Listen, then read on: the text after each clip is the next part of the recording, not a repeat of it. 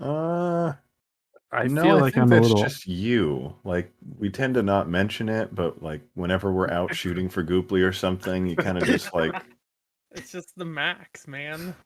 Lower. you're just moving too fast for reality. I guess. Okay. It's all the nerds. What? That's a Oh lot of no. nerds. Oh. Oh, Where honey. did can't you read- even get a? So I buy the big packs of nerds, and then I just pour it into this container, and then it's a water bottle, a little kid's water bottle one, and so it's Diabetes. How long does it take you to go through a bottle of nerds? like a month or so. Okay, that's not bad. Yeah, I have it once, but I haven't really. I don't. These are not my favorite nerds. The nerds that I really like are just the red and the green, but you can't get them in the store. All you can get is the rainbow nerds. So, and if you're listening on the podcast, I'm holding up a little kids container full of nerds, and it says "Make today awesome." Well, I mean, that's why you have the nerds. It's so colorful. It's Was like a milk today bottle awesome, of nerds. Matt Rainbow, Evans? it's rainbow nerds. What's that? Was today awesome? Did you make it awesome? It wasn't bad. So you did not make it awesome. No, it was awesome. Every day is awesome. I'm learning React right now, and that was pretty awesome. What is React? React is a JavaScript library that uses JavaScript components to develop.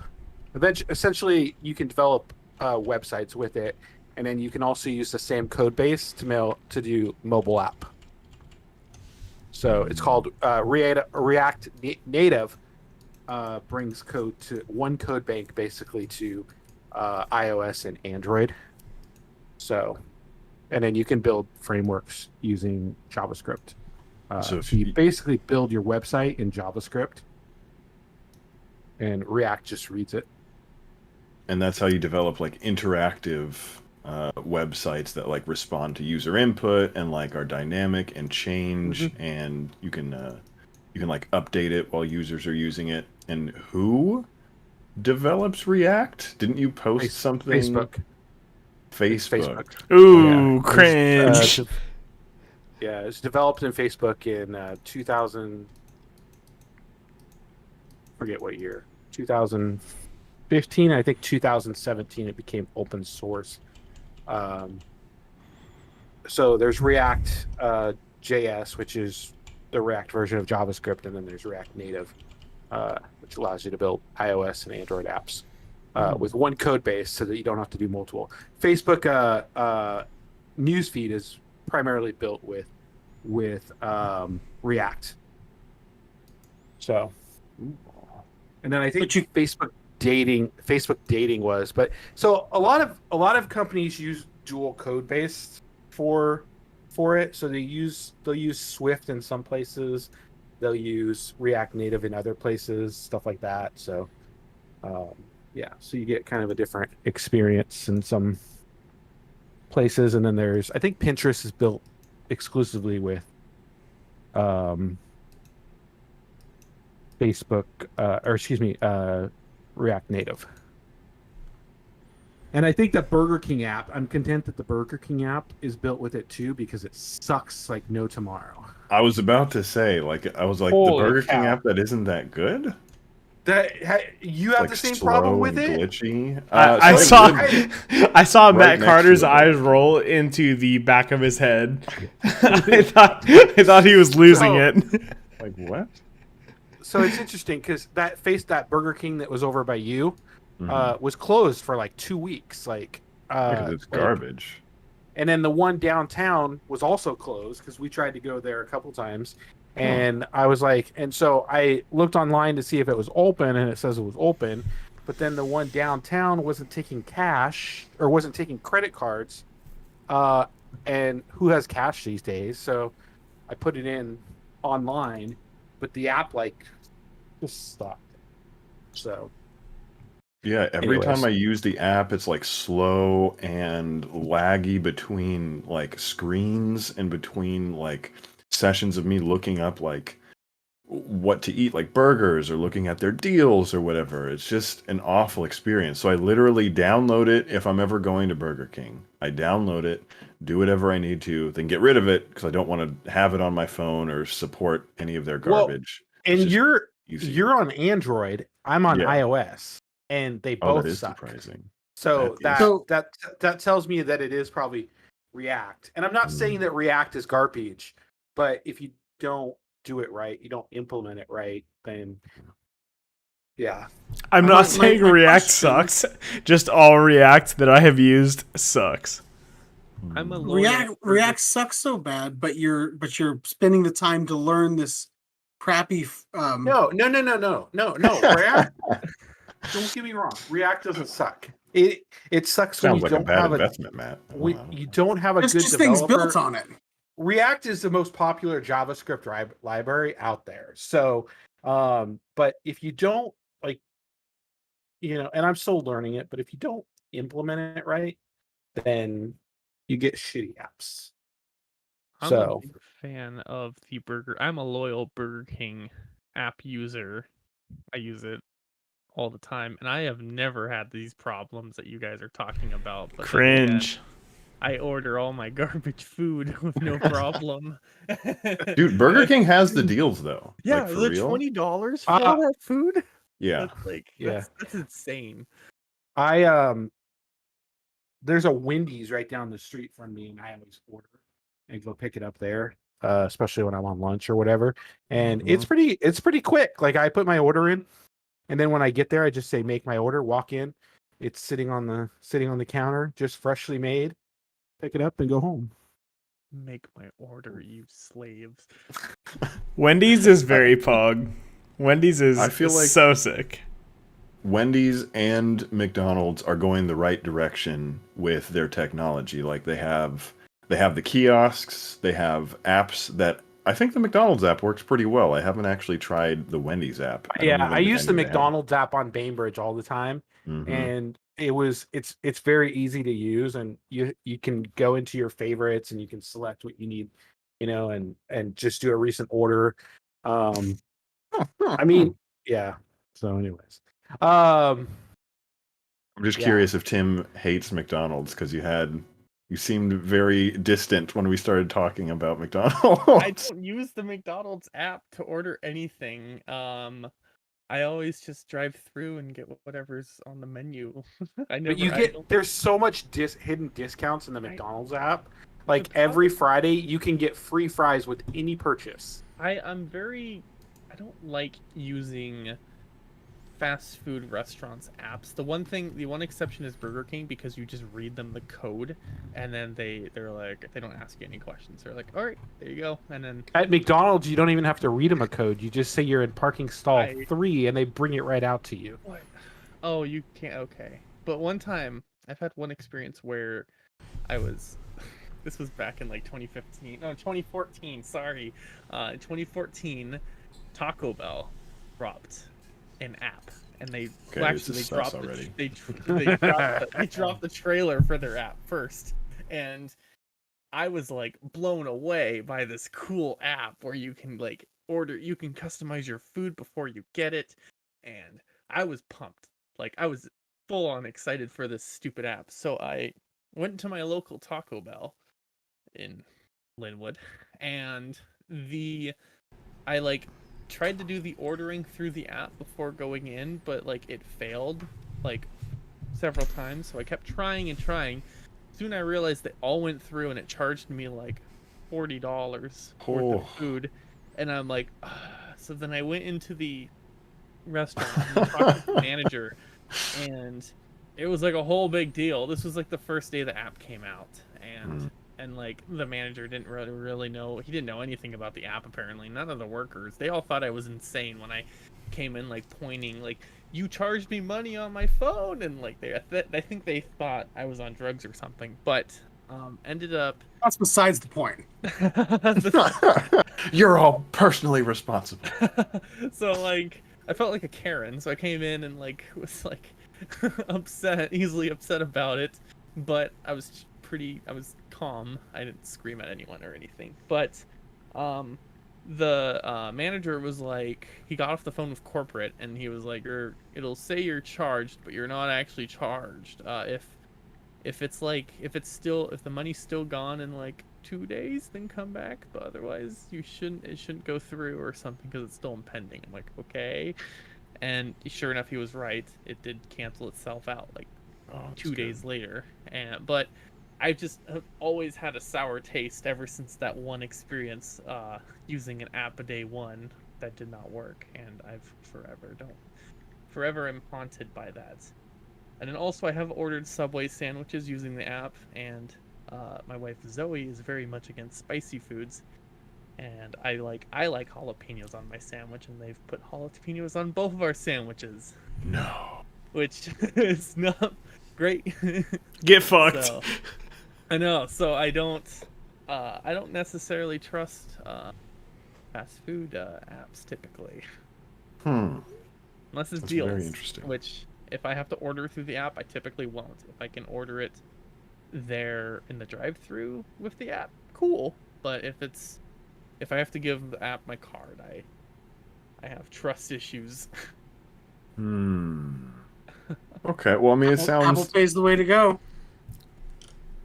We have something equivalent. That's, what is it? Google Pay? I don't even know what it's called. Whichever version they're on right now, they just like updated Google Pay to like GPay or something, which is a whole cluster F. I'll look this up. What is it? Matt, I think you're Evans, you're muted. Google Pay. Sorry, I muted myself because I moved my desk down, and I didn't want the echoing noise to come off of it, so I did that. I've done that No. on shows even. what was I saying? Google Pay though, you have to. It's called GPay. You have to download a separate app now. It's not the same app that's built into the. You mean it's not built into Android like it should be? Yeah, it's not. It used to be, and now it's separate because they've got to make things more complicated for people. It's to update. awful. I don't know why Everybody you guys want hates such a it. complicated operating system. That's, Simplified. that's what you pay for when you get like an operating system that goes on like a candy dispenser and like a high-end foldable phone. So the McDonald's app uses Apple Pay, which is really nice, and also use the Apple Card or Apple Cash Card, and you can order in the Apple Cash Card too, so you don't have to. You can just load money on there, and then you never give them your card. The other thing I was going to mention too, as long as we're talking about apps and stuff, but the Papa John's app. They had the best update like a week ago or 2 weeks ago or a month ago or something. Guess what it was? What? Except John Apple didn't say Pay? the N word. No, they already supported. They already I'm supported. like, Apple Pay. I'm not sure what they did because Dark mode. Oh, it And is Oh. dark. You can change your icon too. I used light mode for literally everything, so You're a I can't use light mode anymore. Everything is dark mode. And if you don't have a dark mode, I don't generally use you. Oh, you Great. can change your icon. I'm changing to this dark mode icon because it makes sense. Yep, Interesting. I've got That's the dark mode icon too, but yeah, Papa John's has the best app right there, dark mode. I have always wanted dark mode stuff, so I'm glad everybody's like, OMG, dark mode. But like, you could have made this a thing forever ago. It's not like everybody could just have. all of a sudden wants and- dark mode. It's like we wanted it forever. And it's funny because every time my Facebook app updates, like my dark mode disappears, and I have to wait 30 seconds for it to reappear. It's funny. That's weird. Have any of you guys used high contrast mode? Oh god, I hate high I'm contrast. using that on my Pixel. I think I used that on my Pixel for a while, where I might be using it now. I think it's contrast gotten to the mode. point where I can't tell. There's a lot of people at my work who use high contrast mode. and I what's try. the deal with that? It's terrible. Is it just gross? Should I check it out? Google search Should try high it. contrast mode in images, and you'll see exactly what it is, and it's terrible. You know On what's Windows, doesn't it just like select horrible colors and Yeah. only display it in those horrible colors? You can Like, change Yeah. the colors. You can decide what colors high contrast mode uses in Windows. Maybe it'll be gone in Windows 11. I don't know. There's a dedicated fan base to it. Do you have the beta? Do you have the beta installed on there? You should check and see if it's. Are you not doing the beta now? You're over it. My computer's too old. I can't do it. You can't even do it on a virtual machine. It's a lot of work. I don't want to do. Are you Windows telling me 11. that Windows made the entry point too high for you, Tim? And Yeah, it's not. I don't want to. I have to. So I went through my BIOS, my motherboard, to try and enable it, and I can't find it. So I think my motherboard's old. I know it's an older motherboard, so I don't think I can do it. So I am looking for a good Linux distro for my next operating system, possibly if Windows does not continue to work. So you're gonna ditch the Microsoft. possibly. Hold on. Breaking news. We got to push this out on Twitter. Breaking news. Chef Chef Tim is ditching Windows. We have the exclusive. Bow, bow, bow, bow, bow, bow, bow, bow. Yeah. Get the air horns in there. I love Windows, so I don't really want to just like abandon it. But And you're not gonna upgrade your system? I don't know. We'll see what time says. We'll see what happens. Because I might just go to. I've been wanting to go to Linux for a while. The only problem with Linux is not everything's compatible, but Steam's now available on Linux.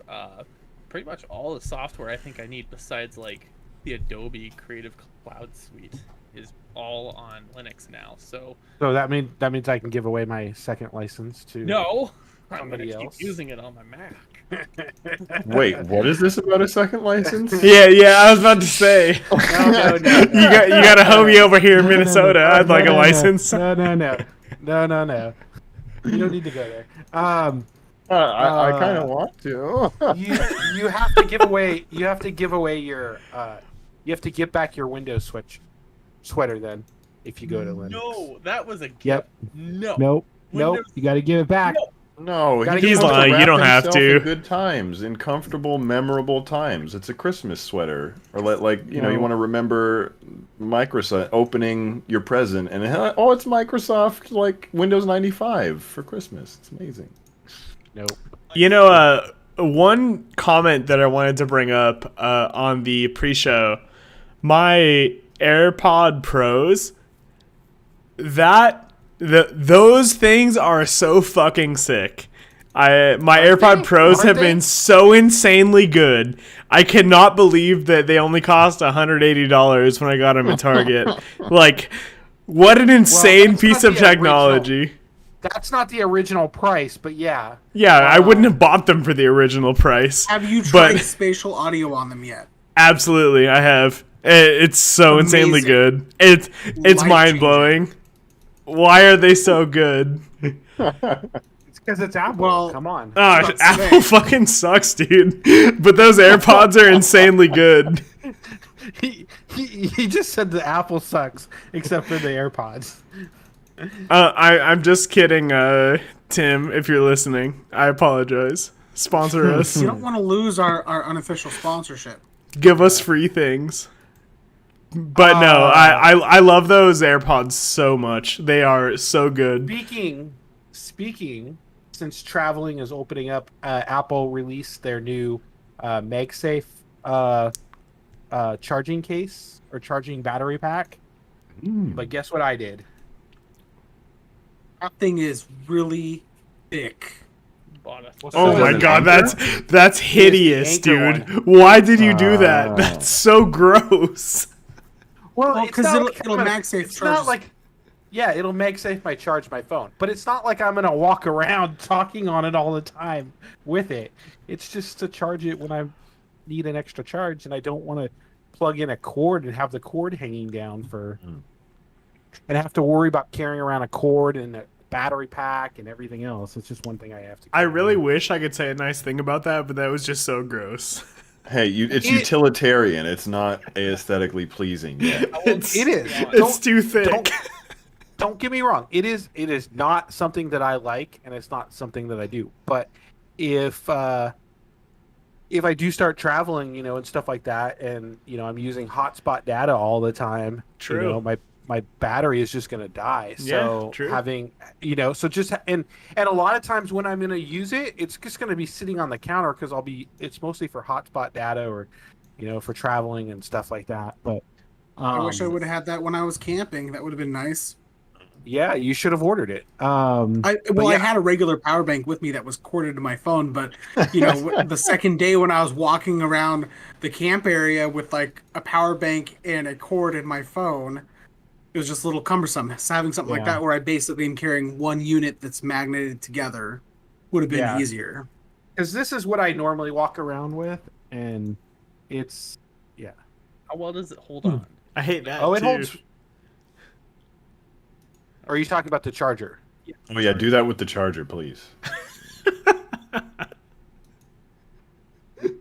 Wow. All right. You shook it much less vigorously with the charger.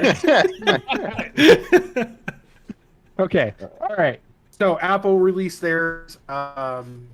Released a software update for it today, so we should start seeing product reviews soon.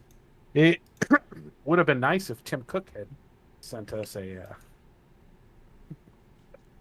model to review. What the heck, Once again, Tim? I just didn't want to abuse our relationship. Otherwise, he offered to send one to me, and I said, Tim, like I don't want favors from you. That's not what our relationship is about. It's based TC, on where you friendship, at, not bro? favors. Wait, stop thinking about yourself and start thinking about others. Yeah. Ugh. We are struggling here to take off the ground. I mean, in an unofficial capacity, maybe I'm just building up goodwill until something big happens, and I'm like, Tim, time to cash in those chips. It's like, listen, Roy, I'm gonna give you the Apple car. Dude, I hope they call it the AC. And that joke blew.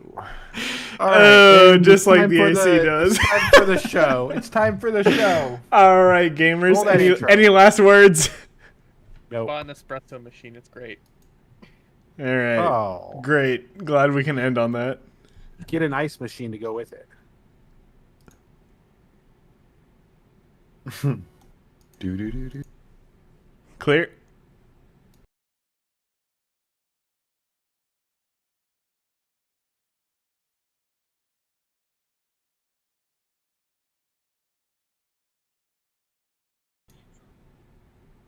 All right, coming to cams. And you're live. Duplicast.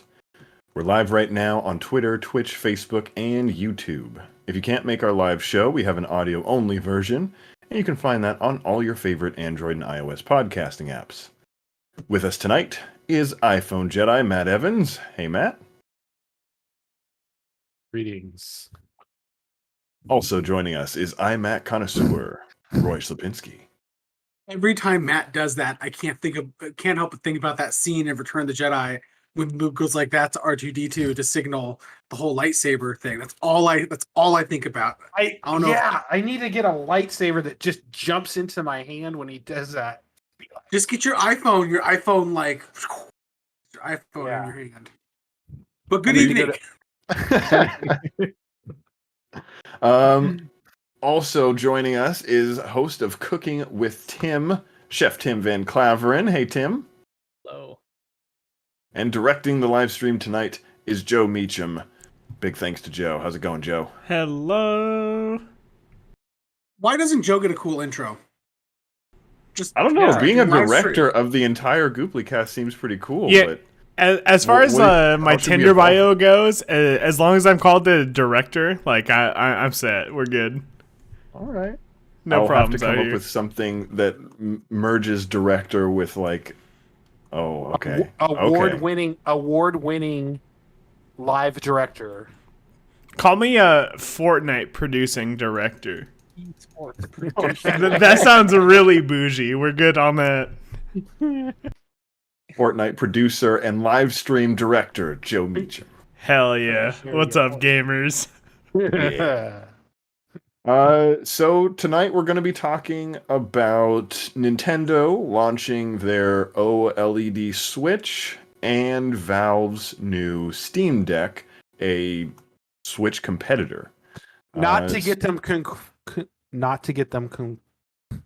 confused with You're doing great. Stream, Keep it up.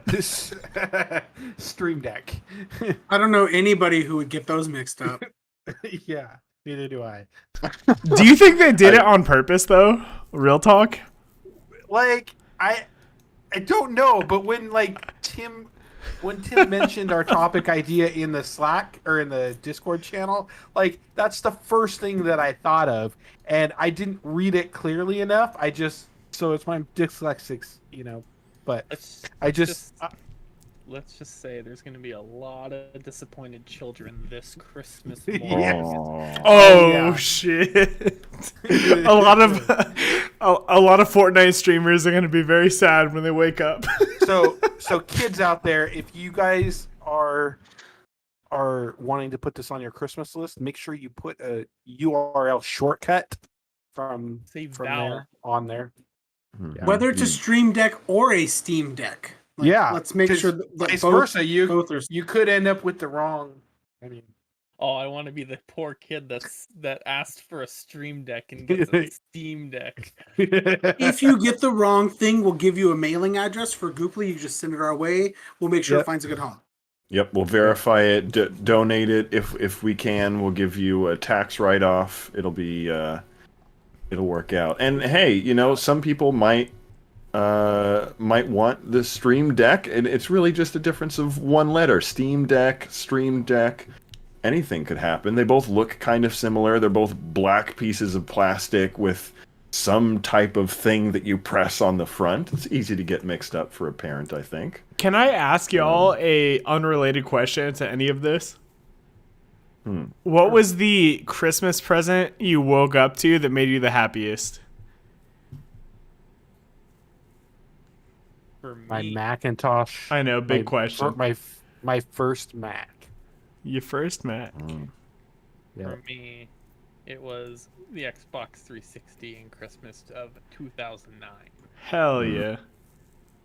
With Halo 3, I should add. Mine was probably some kind of Power Rangers, like Megazord or something like that. I think it was back when Turbo was popular, so like the ones that came with all the cars, the Power Ranger cars, and they all fused into the Oh, you mean when Megazord. it That started was probably going my favorite. downhill?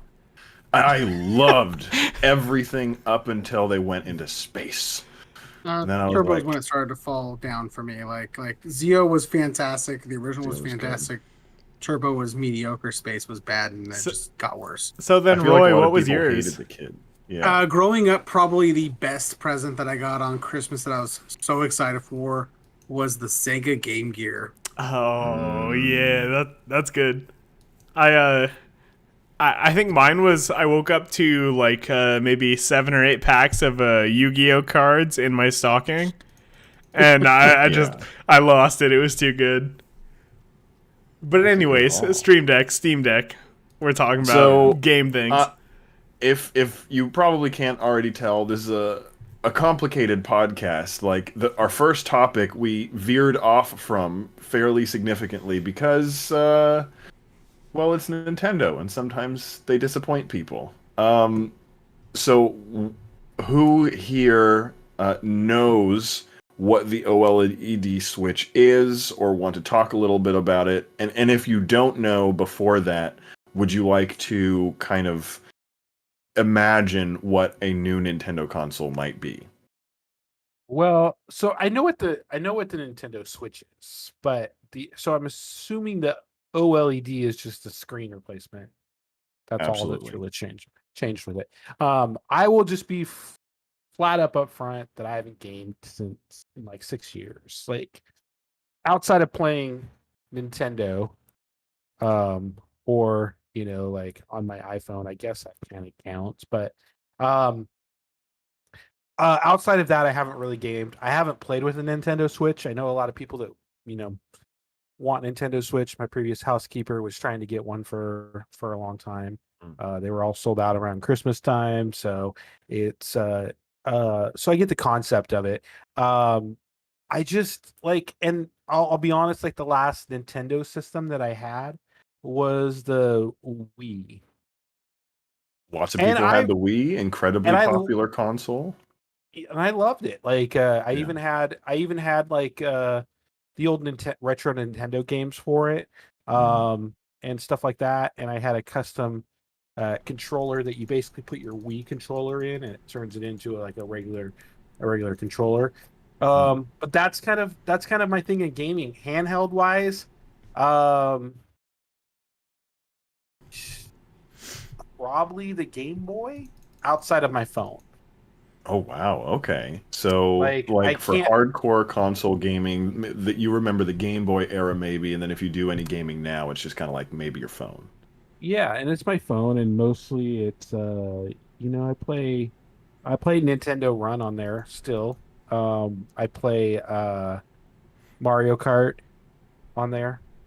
So there's a couple Nintendo games, but I haven't like the one thing that I feel like I just don't have the time for is gaming, and it's just because it's an expensive, part of it, and when I have my phone that can do a little bit of that, I just don't feel like I need it. So just being Okay. upfront. All right, so now, Roy, you said that you were familiar with the Nintendo Switch OLED model, so I want you to kind of talk about maybe some of the features of it and what you've seen of it so far. Well, let's first go back in time. Okay. 2016. Nintendo announces its next generation console to follow up the Wii U, and it is this console that's docked to your television, and then you see the guy pick it out of the dock, and it's this handheld thing, and he takes it with him and he walks out the door, and the crowd goes wild. We now have this handheld console slash home console hybrid that is just amazing because obviously it's going to have the console quality games in a handheld version, and like the crowd goes wild. Everybody's super excited about it. Details come out about it, and they're like, okay, well, handheld mode is going to be limited to 720p, and docked mode is going to be limited to 1080p. And this is when 4K is like 4K consoles are coming out soon, and here we have the Switch that's only limited to 1080p. Not the biggest deal because, like I said, the Xbox One X, which is the 4K version, hasn't come out yet. The PS4 Pro hasn't come out yet. So it's not the end all be all that it's not 4K capable. But then the PS4 Pro comes out and the Xbox One X comes out, and it's rumored that Nintendo's going to announce a new version of the Switch. And they're like, oh, this is going to be the Switch Pro. It's going to have updated processing power because there are some games that just won't work on the Switch because the Switch is not powerful enough. Like your Grand Theft Autos, your Red Dead Redemption 2, so on and so on. Some of your more heavier duty games that are only going to PlayStation and Microsoft. And So, as a side note, some of Nintendo's own games kind of chug when you need to have a really high frame rate. The new game that just came out, it was like Legend of Zelda Hyrule Warriors 2, I think. Like you get a lot of enemies on the screen, a lot of particle effects. Calamity. Age of Calamity, exactly. That game is showing kind of the upper boundary of what the Switch can do, both portable and docked. So it was kind of a rough game for Nintendo. And this is one of their main, one of the biggest games that comes out this year for them, I believe. So keeping that in mind, go ahead. A couple years ago, Nintendo was like, yeah, we're updating the Switch. Here you guys go. And they're like, yes, Switch Pro, 4K resolution, better processing power. And they're like, no, better battery life. And everybody's like, WTF. And then recently, the rumor mill started chugging again. Nintendo's going to announce a new Switch. We're finally getting the Switch Pro. They're going to do it at E3. E3 comes and goes, nothing happens. And then finally, Nintendo out of nowhere is like, we're bringing out a new Switch, guys. And we're like, yes, 4K gaming docked. We're going to have better processing power. Like, we're going to get the games we want. And Nintendo's like, we're going to do you one better. We're going to put an OLED screen on it. We're going to give you a little bit better battery or a little bit better audio. And that's basically all we're going to give you. It's not even going to have better battery life, guys. It's an OLED screen. It's not even going to have better battery life. It's going to be maybe about the same, maybe worse. The specs came out and they said that they're rated for about the same amount of time. I mean, almost like down to the minute. But Okay. it's just like, if you own a Switch, you have literally zero reason, unless you are really, really needing that OLED versus LCD screen, when you're handheld, because when you're docked, it won't matter. It won't matter when you're docked. There's literally zero reason to buy this OLED Switch. It's not a better processor. It's not 4K resolution. They redesigned the dock, but you can buy the dock separately. It's got cool white Joy-Cons. Those Joy-Cons look pretty sweet, but you can buy those separately too. It's got a better stand, so you get better viewing angles, but I don't know anybody that has ever sat their Switch down onto the countertop and played with the Joy-Cons detached, unless maybe you were playing out and about Mario Party or something with friends. Yeah. I mean, there's so everybody was so hyped for it, everybody was so excited for it, and there was nothing exciting about the OLED Switch announcement for anybody that's a Nintendo fan. Because once again, if you're a Nintendo fan, you've gotten the Switch already. There's no reason to get this OLED Switch. If you're a Nintendo fan, you're also used to just getting absolutely bent over. But so I want to follow up on that, Joe, unless you had more to say. I did hear that this new Switch has a high def melee, so What? it doesn't. No, that would make people happy.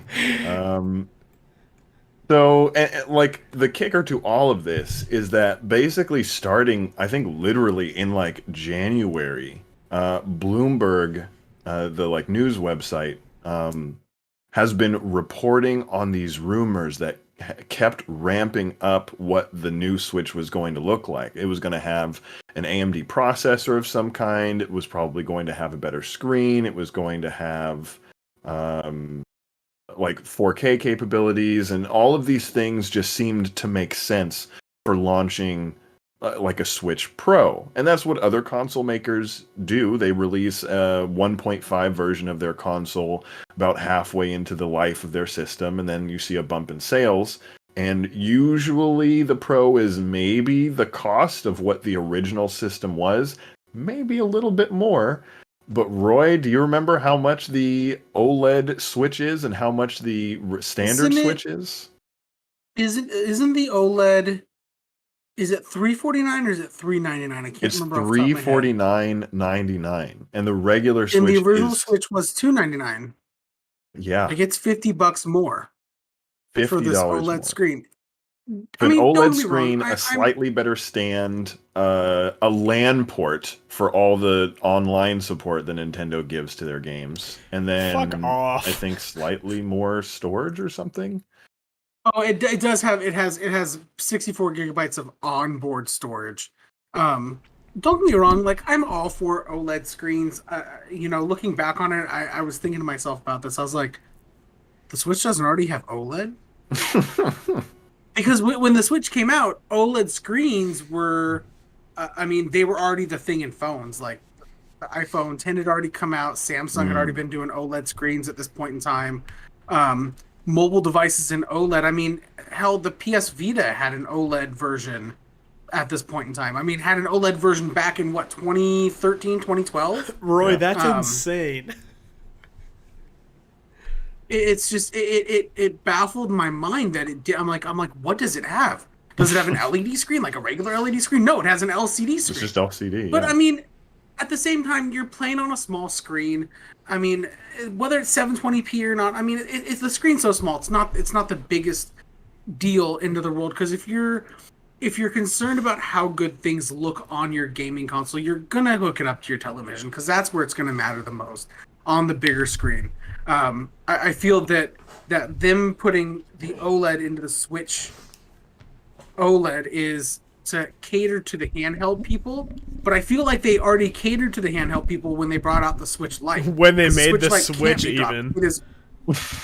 Well, I mean, you make a good point there, Joe. But the Switch Lite was made just for handheld. You can't dock it. You can't You can't even remove the Joy-Cons. It is one unit. It was the handheld version of the Switch, if you think about it. It was the quintessential handheld only version of the Switch. Granted, it's cheaper, and they were trying to make a cheaper entry point to get people to buy the Switch, but it's just like you've catered to the handheld only people by bringing out the Switch Lite. Like, this is your time to cater to the people that want something more.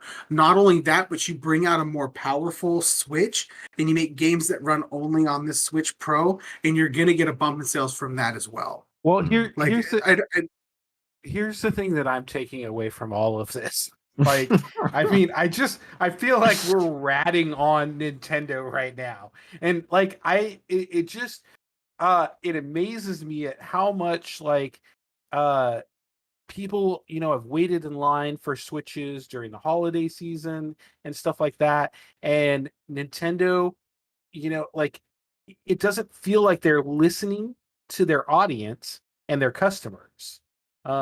Is honestly the thing that I'm taking away from this, because when you talk about them releasing, when you talk about them releasing a new Switch, which, you know, they could have done a Switch Pro and probably would have gotten all these other people that have the regular Nintendo Switch to switch to the Nintendo Pro or the Switch Pro and make lots of tons more money. Like to me, it just like, what's going on in Nintendo's head? Like, and I think you're absolutely right, because this, to anyone who already owns a Switch, isn't really a valuable upgrade. Maybe to like a minority of people, like you were saying, Roy, who really need the highest quality need exactly the highest quality portable experience that you can get from Nintendo with the OLED screen.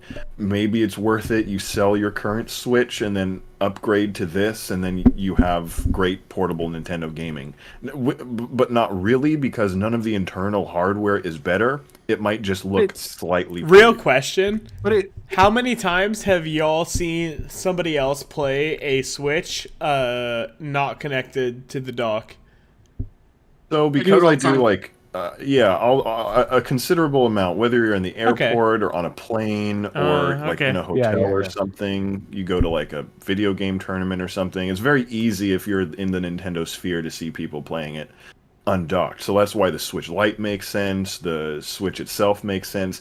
This product would have made more sense to me if it had come out alongside either the original Switch or the Switch Lite, because now everybody has a Switch. Like, if you were going to get one, you probably got one during the pandemic because of Animal Crossing or something else. You might have gotten a Switch Lite, or you got an original Switch because of all of the games that have come out that you've wanted to play. Hades, Slay the Spire, all of the great eShop content that they have. You probably picked up a Switch already, and this is more expensive than both of the consoles that already exist. So if you already have a Switch, this isn't a meaningful upgrade for more than a small minority of people. So if this was like, you know, they had the Switch Lite, the regular Switch, and then this OLED Switch is kind of like a premium offering, this is almost phone-like maybe, then I could see this being a justification. But so late into the Switch's lifespan, this doesn't offer a compelling amount of new features. Like, really, the only new feature is the fact that it has an OLED screen. Like, the stand, whatever, like, you can just get a better stand. Like, it's kind of insulting that this stand is only on this product and they haven't updated previous Switches to have a better stand, because the stand that's on the original Switch is kind of garbage. Well, and you have to wonder. You have to wonder if Nintendo made a. I mean, obviously, I think they made a mistake. But if they really did make a mistake, because cloud gaming is coming out, and cloud gaming is probably going to be the next big thing, you know. And when you can, like, I mean, I've seen a TikTok where you can basically put your phone into a controller. You know, it basically, you plug it into your port. It gives you like pretty much the same Nintendo Switch type thing. And if you have an iPhone, you have an OLED screen on there, and it's, you know, both. And then again, with cloud gaming coming out and being able to play in the browser, I mean, again, I haven't tried it, but it's still new. But it's the next big thing. Like Nintendo might have screwed up here, and with this launch. So The scenario The only thing. Go ahead, Tim. the scenario I can think of where buying a Switch OLED makes sense to me is, let's say you're the biggest Nintendo fan ever. You bought a Switch at launch and you've played that Switch so many times to where the battery's almost depleted, and you were, let's say, gonna buy a new Switch. You would probably wait till this model came out. Then I could see you wanting to buy this particular model, only $50 more, especially if you're looking at just buying a regular Switch. I mean, $50 isn't, when you're already spending that much. $50 isn't too much of an upgrade, but then again, that's also in one entire game. So I guess it depends on who it is. Watch them do that, and then Switch Pro comes out. True. Yeah. Like, I mean, don't think they're gonna do it then. Nintendo is terrible at doing the right thing. They can never do it. And so I have a feeling we're never gonna see a Switch Pro. I think this is it.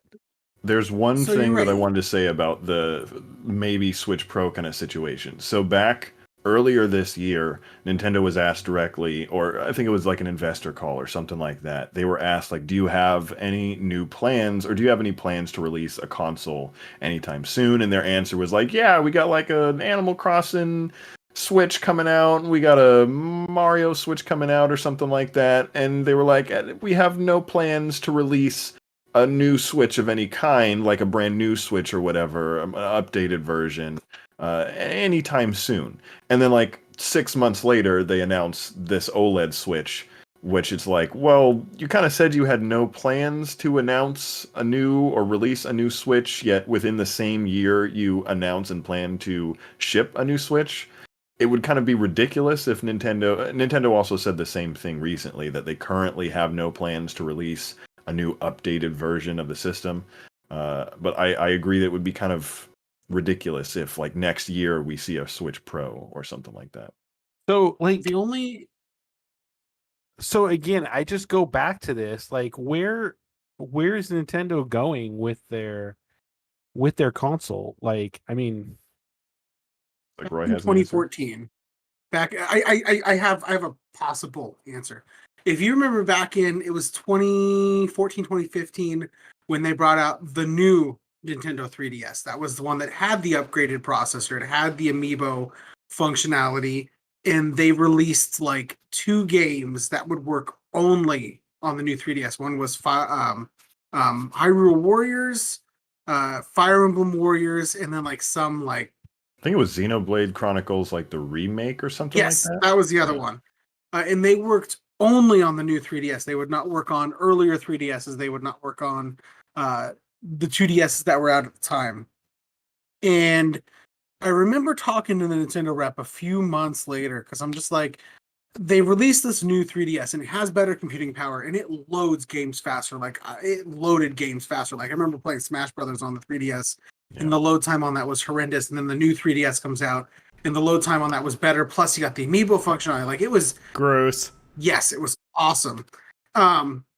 And I remember talking to the Nintendo rep, it was maybe like a year later, and I'm like, why did Nintendo only bring out 2 games that worked on the new 3DS? Like to me, it seems like why not chug out all this content that is for the new 3DS only, so people will buy the new 3DS and take advantage of its potential. And her response was the new 3DS didn't sell well. It didn't sell nearly as well as Nintendo wanted it to. It didn't get into as many hands as they wanted it to. So they weren't going to support it as far as content for it. And if you think about it, we think how long the 3DS had been out and how well the 3DS sold. I mean, it was the best-selling gaming platform of all time at that point. Like everybody had a 3DS. Everybody had a 3DS. Tim bought a 3DS even if it was only for the Street Pass at PAX. But everybody had a 3DS, and you knew everybody had a 3DS. People weren't going to go out and buy a new 3DS. The bulk of people were not going to go out and buy a 3DS just because it had the better processor. They were going to stick with what they had. So the only thing that I could think is going through Nintendo's mind at this point in time is we did this with the 3DS after it sold so well, and we thought we were going to sell a bunch more because we brought out these updated internals, and it blew up in our face. Mhm. So we already know that we've sold a crap ton of Switches. Could this be another blunder? And maybe they weighed their options and they're like, maybe we play it safe. Maybe the next console that we release, which might be a handheld dock combo, who knows? We'll play it differently. It's the only thought process that I can think of in my mind as to why they didn't do a Switch Pro. So they kind of learned their even lesson though- from the 3DS, the new 3DS. I mean, I still think that's a bunch of bull in my honest opinion, because I can tell you that if they released a Switch Pro, that I would be tempted to go and get a Switch Pro because I want something that can play better games. There are so many games that came out on the PlayStation and the Xbox, and I do a lot of my gaming on my Switch because of the fact that I could play it at home. I could take it with me to work. I can play it on lunch. I can play it when I work graveyards and I couldn't sleep. I'd lay in bed and I'd pull my Switch out and I'd play my Switch. I didn't have to get up while my kids were awake and go try to play video games and have them interrupt me. And I do all my gaming on my Switch. 90% of my gaming on my Switch. I play my Xbox One and my PS4 from time to time, but 90% of gaming on my PlayStation on my Switch. And there's so many games that can't be released on the Switch because of its limitations. Yeah. And so many people know this, and I think Nintendo knows this. And if they were to give me a console that would invite developers to release onto the Switch because it has the potential, I'd be so tempted to buy that. And I know so many other people that would. I don't know why Nintendo's playing it safe. Like I said, the new 3DS thing is the only justification that I can think of for them to use to not release a Switch Pro. Mm-hmm. And I don't remember a lot of people like asking for a more hardcore 3DS. It was like, oh, they're coming out with this new one. I guess that's kind of cool. We'll see what they do with it. And then they just never really supported it. I guess that's because they didn't sell it too much. That's kind of a different situation here, where there's a little bit more justification for a more powerful Switch, really at almost whatever price point. I'm also wondering how much COVID played into like the decisions leading up to what we eventually got, because if getting chips is super hard right now, whether that's a new CPU or a new GPU or some kind of integrated combo, maybe that was really difficult to acquire at the scale they needed to launch an updated console. Maybe like screens are not as in demand right now, so that was something that they could get their hands on. Maybe we're seeing like components of what a more powerful Switch would be that they just had to get to a part where we're like, okay, this is the best that we can do right now, and maybe our financials dictate that we have to release something based on, I don't know, whatever R&D they had or whatever they're trying. Maybe this was the thing that they were planning to do for the holiday season and they had to recoup some of that. That's a very interesting point. The chip shortage and screen problem there. Yeah, because I don't think anybody was anticipating how bad it was going to get with like cryptocurrency people or blockchain people trying to take GPUs and reselling them, the logistics industry being destroyed and having difficult times shipping things everywhere, shipping costs skyrocketing. And Nintendo is a pretty conservative company when it comes to like what they invest in and how they spend their money. So I could see this being the best that they could do given the situation that they were kind of forced into. If that's the case or anything like that is the case, I personally would have just wanted them to wait. Like, just wait till next year where you can get everything that your fans are calling for, that it sounds like people will pay for. This is not something... so far, I haven't heard a lot of interest in this current version of the console, so I wish Nintendo luck. So switching past here, do you think the Steam Deck is going to be any better. Yes. No. I do So, not. Yes and no. I do let me not just think preface this console will have transition. any success. So, like, weeks or whatever it was, like a very short time after Nintendo announces the Switch OLED, and people were like, ugh, you know, like a collective just like recoil at this new console. Steam announces their own Switch competitor, a screen portable video gaming console with 3 different configurations that will play Steam games from your Steam library using Steam OS, and we'll be able to get that next year is when it's No, coming out. December. December. Oh, okay. No, next year. Start shipping in December. Oh, So the like 64 gigabyte version, I think for sure is coming out this year, and I believe the 256 and the 512 version is like early next year. Q2 is what I read. Oh yeah, absolutely. Q2 2022. So you guys think it sounded like there was a lot of negative opinions towards the success of the Steam Deck. Haters throwing shade. The people who are gonna play, the people who play games on Steam, like the actual gamers. We're not talking like the casual gamers, but the gamers, the ones that I think that Valve is really trying to target here, are the same people who are PC master race people. And they're the people who want to have their PC that they can swap components in and out and make sure they can have the best of the best, or the best of the best to them anyway, to play the games and mod the games the way that they want. I think the Steam Deck will sell, and I think that there is a group of people who will be like, cool, I can play my games while I'm out and about traveling, to the other side of the country or whatever.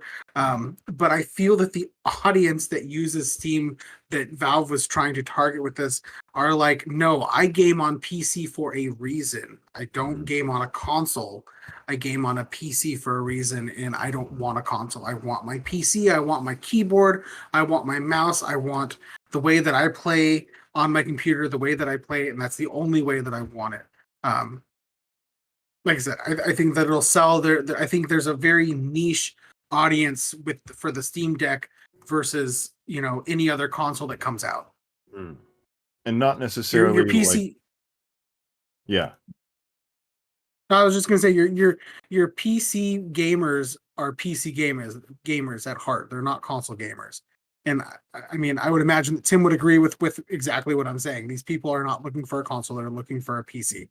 Yeah, I mean, a lot of people that are PC elitists, as I would call them, they have mouse and keyboard. That's what they play on. That's a lot of Valve's products that they've released. Like the Steam controller didn't do super well. Steam machines didn't do super well because their audience are PC players and they use mouse and keyboard for that. Personally, I love a Steam controller. I thought the Steam machine was a great idea. Sue me. I thought it was going to do pretty well. And I do like the controller quite a bit. Yeah, What was the Steam machine?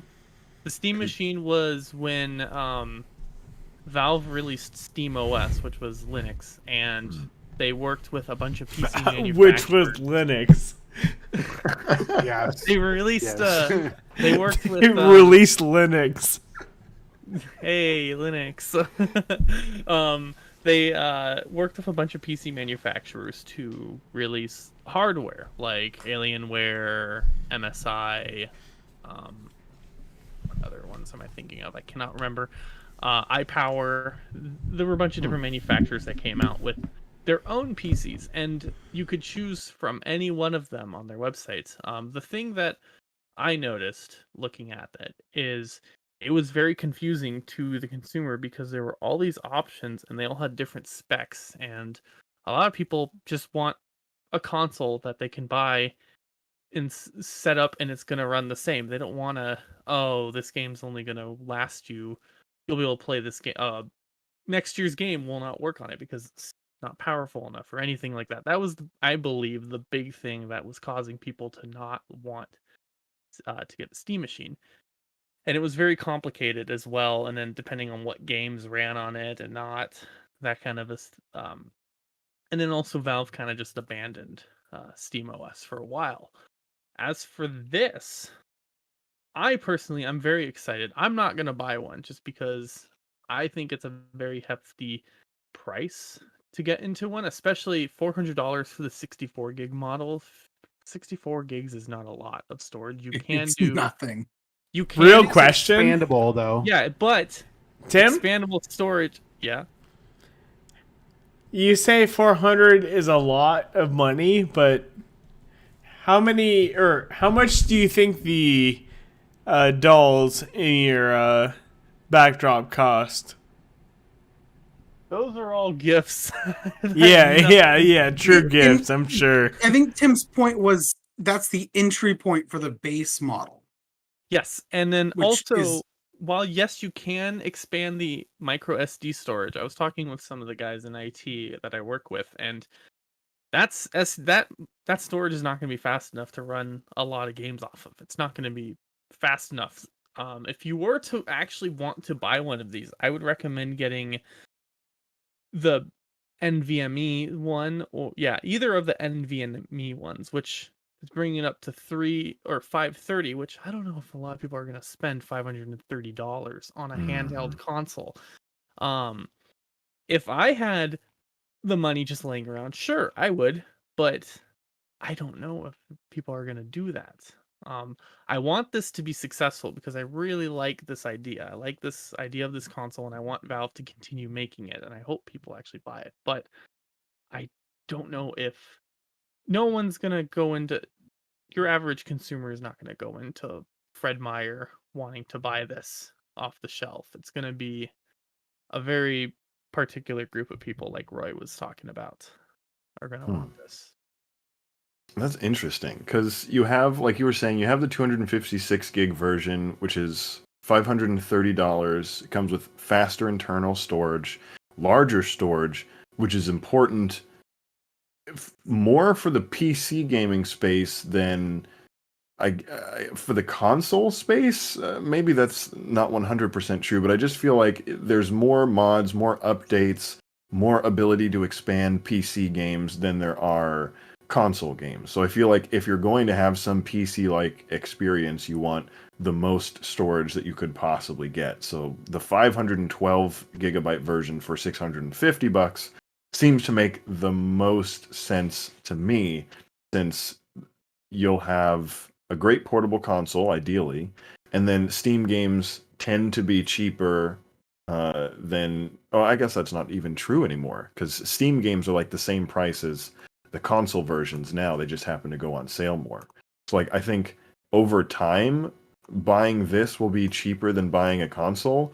But like you said, Tim, I don't think the average person or parent will go in, look at the Xbox Series X or the PlayStation 5, see that the Steam Deck competes with those prices, and it's just like a Nintendo Switch looking thing. Like, it doesn't sound as powerful as these consoles. It doesn't sound like the games are going to look as good. And I don't really understand, like, if you're a parent buying it for your kid or something, they probably won't understand, well, no, everything is digital, and you have to make an account for Steam, and then you have to buy games on there. And sure, you can play them on your PC, but you'll probably only play them on the Steam Deck because it's the only thing that will be powerful enough to probably run the games in your household. I'm curious if people will just look at this and go, well, that's the price of like a decent laptop. Why wouldn't I just pay almost $700 for a laptop? Right. And then, well, the thing I also like about the Steam Deck is Valve's very open about what you can do with it. They straight up said you can install Windows on it if you wanted to, and you could install games from third-party sites or third-party services. Like you could download games from Blizzard, you can download games from Epic Game Store, you could download games from really anywhere you want it. You could do Xbox, you could play Halo on this thing if you so wanted to, and that's the closest we're ever going to see a portable Xbox system ever, besides cloud gaming. Well, But yeah, no, I was going to say cloud gaming is, is going to be a portable system for it. and Microsoft has already released cloud gaming with Halo, so Yeah. True. one of the things that just brought to my train of thought, and I forgot about it again. But so, do you think that Nintendo is working on? I know because I'm going back a little bit because I was just thinking about this. But do you think Nintendo is working on some type of cloud gaming? Besides, because I did look up on their website, they do have Animal Crossing Pocket. It's called Pocket Camp, I guess, and it's on iOS and Android. They have Dr. Mario on there. They have Mario Kart. They have Nintendo Mario Run, Super Mario Run. But do you think, outside of releasing those games, do you think that they're working like similar to Microsoft on a cloud gaming system where you could use your own devices and do it? And do you think that may be the reason why they were a little behind and they haven't released any new hardware, like new hardware? No. I'm skeptical that they are. I Yeah. feel like Nintendo is such a hardware and software company that they make like money hand over fist with both, that they won't relinquish the ability to sell hardware and the ability to sell exclusive software until I don't know when, until that model starts to break down for them, which it seems like it keeps getting better and better. And There's not enough IPs that they have to churn software out on that I can't see them abandoning their own hardware in favor of cloud gaming, because I think that we will eventually get there, because I do believe that cloud gaming will become the future eventually. Digital is going to become the future at some point. Cloud gaming, I think, will definitely hit off and maybe become our future of gaming. But until we get to the point where Nintendo doesn't have a choice, they're going to continue to chug out the hardware, because I think that's where their money makers really at. Yes, they you can only get Mario and Pokemon and Zelda and Animal Crossing on Nintendo platforms, and those games never reduce in value or never reduce in price, hardly ever. And they will make a lot of money over the long run because they don't reduce it in price. Like whatever money they spent to make it, they're going to make that money back, no problem. But I feel that their money makers really their hardware over a longer period of time, their accessories for the hardware over a long period of time. We all know the markup value on hardware is nothing compared to the accessories, of course. But I do feel that Nintendo makes most of its money from its hardware, so it will not give up the idea of being able to bring their software to something else until they don't have a choice. Well, and it's just interesting because I was thinking of like a subscription, a monthly subscription. I mean, and people would pay a monthly subscription, and And they already kind of have something like that on the Switch. If you are a subscriber to Switch Online, then you have the ability to have access to the Nintendo Entertainment System app and the Super Nintendo Entertainment System app, where you have access to certain NES and Super NES games and special variants of them through that. So I mean, it's not being played on a cloud server somewhere out. It's on your system specifically, and you have to have Switch Online in order to play online. Having those apps available to you is just kind of like an added perk. There's no virtual console on the Switch like there is on the 3DS or on the Wii or on the Wii U, where you can play old versions of these games from earlier consoles. You have to be subscribed to Switch Online in order to have access to it. It is a perk of Switch Online. But does sorry, one more thing, Tim, and then I'll let you. So, do you not think that so I'm just thinking of hardware. If like you own Nintendo hardware, like you had a Nintendo Switch and you got cloud gaming for a little bit cheaper, but if you didn't have it and you didn't have Nintendo hardware, then you pay a little bit higher subscription price. You don't think that's a valuable alternative to making money? Maybe. Keep in mind that Nintendo, as far as I'm aware, just released the lowest upgrade, highest cost, newer console that I think I've ever seen. Like, they released a more expensive console for less like value than I've ever seen. So they think that that it's worth it for them, hardware and cost wise, to do something like that. Yeah, and that's If And I was just gonna say, I just trying to think of different alternatives. Sorry, I just trying to think of different alternatives on which way Nintendo could be going, and just trying to get into their mindset. Pokemon. I mean, just broke like was it 5 million or something like that, or I don't know how much they It was broke. something like that. Yeah, I just want to take you back. We're gonna go back in time 1 year, Matt. This game release not really widely known. It's called Animal Crossing, and it boosted Switch sales by how much just because of this one game? I mean, that's the power of Nintendo's games.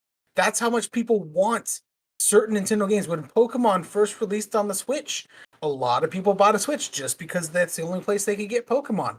Breath of the Wild was a launch title for the Nintendo Switch. And a lot of people, I mean, you could play that on the Wii U, so maybe that's not a good example. But I mean, anytime that they release a first party game, their Switch sales go up because people are like, Super I'm a Smash Zelda Brothers. fan. I want to play that Zelda game. I'm a Super Smash Brothers fan. I want to play that Smash Brothers game. I'm an Animal Crossing fan. I want to play that Animal Crossing game. Nintendo knows that you will come buy their hardware if you want their game. Like they know you will. And the proof is in the pudding. I mean, it happened last year when Animal Crossing came out. So Absolutely. no, I mean, I guess what I'm saying is pandemic sales could have pushed up that because a lot of people were at home, and it did. But I mean, even you got to remember that Animal Crossing actually released a few weeks before lockdown, and it boosted Switch sales before lockdown happened for us. Okay, all I'm saying is, I think I'd be naive to say that Nintendo hasn't at least tossed around the idea of, hey, is this something we want to think about? And maybe they've internally tested it, but I think there are absolutely 100% zero. It's like somebody did it as a hobby. Like, let's test out cloud gaming just for funsies. I don't think that there's any timeline or any thought of this happening anytime in the near future because Nintendo knows that you have to buy their product in order to play their games, and people will and have and will continue to do so. Cloud gaming isn't popular enough for it to be a threat to Nintendo for them to even entertain that idea. And Nintendo And Animal Crossing proved it. And Nintendo is very terrible at launching anything that has anything to do with the internet. They are awful at it. If you look, I agree with at that. history- I if you agree look with at that. if you look at history, the Wii had the worst online Yeah, service I have ever yep. seen. In the same year, PS3 and Xbox 360 had Trying to watch Netflix off of there. I think you had to have a terrible. disc at one point, Yeah, didn't you you? did. Yes, You had to have did, a disc to install. You had to have a CD to install the Nintendo or the Netflix app. But hey, you know what? No, let's be fair. the You needed it weather on the worked PS3 fine. too. You were able to check the You weather. needed it. If you wanted to see the news, you could do that, but you couldn't watch Netflix without a DVD in your freaking Wii. Look at that. The PlayStation 3 was the same way. I remember needing the Netflix disc for my PlayStation 3 as well. I 100% remember needing it for my PlayStation 3.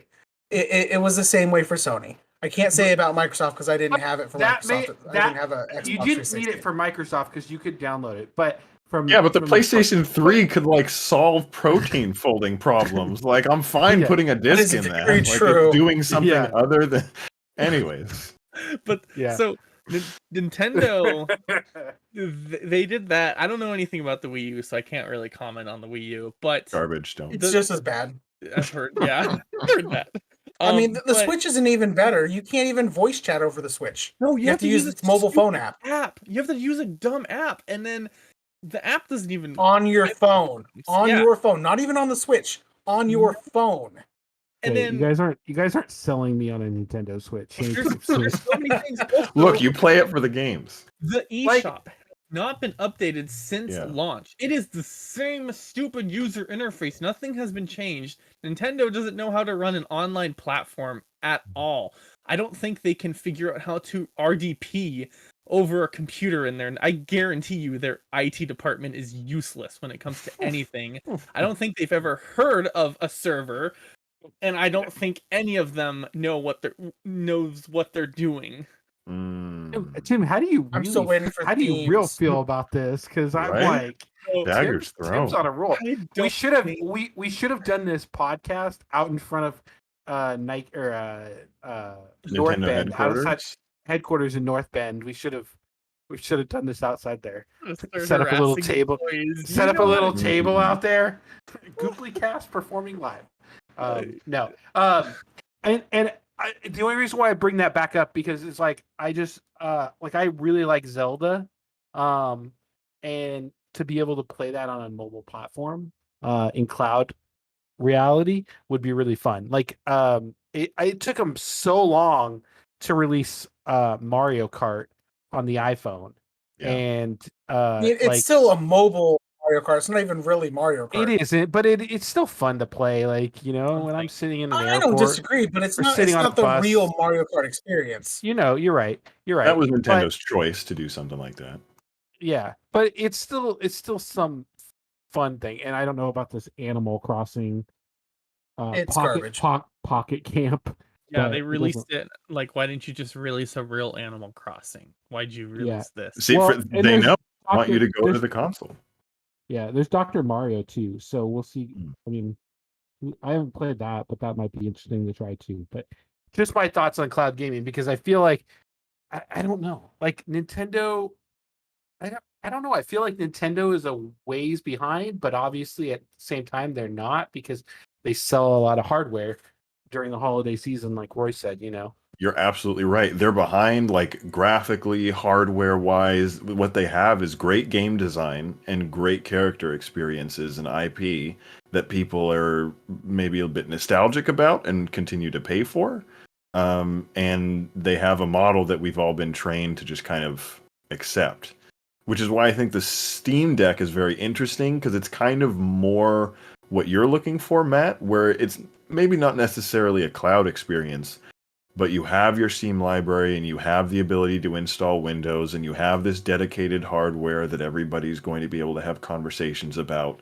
You can pick up a game on your Steam Deck, and then if you have a PC, you can switch over to that and your saves will transfer. You lost me at Windows. Well, you don't have to install Windows. You can just maybe Windows. I want to know if Windows 11 will work on this because I think that would be super cool. Absolutely. You know what gaming I do enjoy? Hmm. Apple Arcade. Just gonna bring this up. A There's a mobile game that came out on Apple Arcade called. Give me 1 second. I'm gonna bring up a good point here. There's this game that came out called Fantasian, and it's by Miss Walker Studios, which is the dude that invented Final Fantasy. Okay, the original Final Fantasy, and it's a really fun RPG. And one of the things that I really like about Apple Arcade is I can play it on my phone. I can go over to my MacBook or my Apple TV or an iPad if I had an iPad that supported it. And my saved game is there. It's just automatically there. Yeah. It doesn't matter where I play this game. My saved game is up to date right there. And that's a screw cloud gaming. Like this is the experience that I really want. I mean, I guess cloud gaming does it too, but I mean, the fact that I can go from my phone to my computer to my TV and all my saved game data is up to date 100% no matter where I'm at. So That's the experience I want. I can hook up I think I can hook up a Windows or a Xbox controller to my iPhone, but I think what I'm going to try doing is buying an Xbox controller, hooking it up, and trying to play cloud gaming, and try to play Halo. So maybe I'll try and do that because Let me know how that works. I'd be really interested to see because it's in beta right now, and it's available to the public. So be interested to see how that takes off. We're wrapping up. Any final thoughts on either? I'm mad at both. I am interested. I also hope the Steam Deck does well. And One last thing about Nintendo. Do you think that they are working on any type of AR, or like any type of AR? Yes, because so there was the Virtual Wii U. gaming. There was the Wii U, which had the tablet controller and the base, and everybody was confused. They're like, I can just take this tablet controller with me, and you're like, no, this is attached to the system. You play your games, you put the disc in, the tablet controller is attached to the system. You have to play it that way. Then they come out with the Switch, and everybody was like, oh, this is what we wanted the whole time. Nintendo, with either the Switch, it was the Switch, they started doing some AR games that were actually really, really popular. I forgot what it was called, but I think Nintendo Labo, exactly. Thank you. So I think that might be them trying to figure out how to incorporate more AR properties either into their games or into the next console. And they have a lot of lessons with Pokemon Go also that they can incorporate into future product releases. So I definitely think that as a portable video game console, they're either thinking about it or they should be thinking about it. Well, and here's another thing that I was thinking that they might be trying to do too is a Wii AR version. They have the technology. Possible. So, anyways. Leave it at that. Any last final thoughts? Tim, Roy, Joe? Nope. Joe, you've been awfully quiet. Oh. I have died. I am dead. No. I'm hanging out, listening. Are you disappointed in both the systems, or is there one that you like better than the other? Give me a better processor. Shit. Yeah, I agree. That's all I got. Okay. Right. Fair enough. Well, thank you everyone for joining us. We want to give a big thank you to everyone here who was with us on the live stream. And a big thanks to you if you're listening to our podcast. Look for our replays on YouTube and the podcast version of our episodes on all your favorite podcasting apps, including iHeartRadio.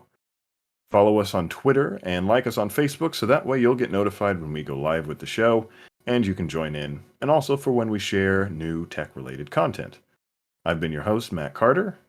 For Matt, Roy, Tim, and Joe, we appreciate you so much for watching and listening, whether here on Earth or in outer space. We'll catch you next time on The Gooplycast.